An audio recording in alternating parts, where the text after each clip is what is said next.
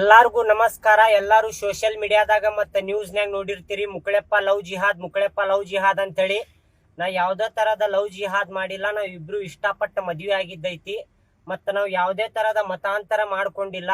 ಇವ್ರು ಯಾವ ಧರ್ಮದೊಳಗೆ ಹುಟ್ಟ್ಯಾರಲ್ಲ ಅದ ಧರ್ಮದೊಳಗೆ ಹೋಗ್ತಾರ ಕಡೆ ತನಕನು. ನಾ ಯಾವ ಧರ್ಮದೊಳಗೆ ಹುಟ್ಟೇನಲ್ಲ ನಾನು ಕಡೆ ತನಕನು ಅದ ಧರ್ಮದೊಳಗೆ ಹೋಗ್ತೇನಿ.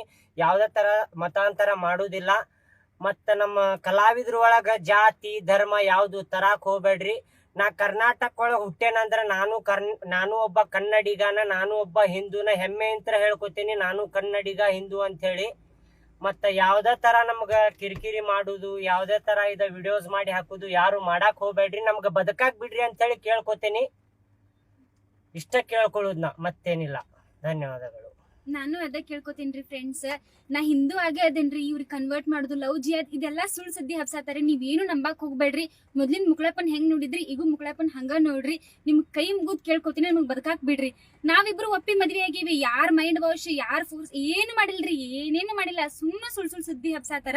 ನೀವೇನು ನಂಬಾಕ್ ಹೋಗ್ಬೇಡ್ರಿ. ಸ್ವತಃ ನಾವ ಇಬ್ರು ಗಂಡ ಹಿಂತಿಕೊಂತ ಹೇಳಾತೇವಿ. ಇಬ್ರು ಪ್ರೀತಿಸಿ ಮದುವೆ ಆಗೇವಿ. 3 ವರ್ಷ ಪ್ರೀತಿಸಿ ಮದುವೆ ಆಗೇವಿ.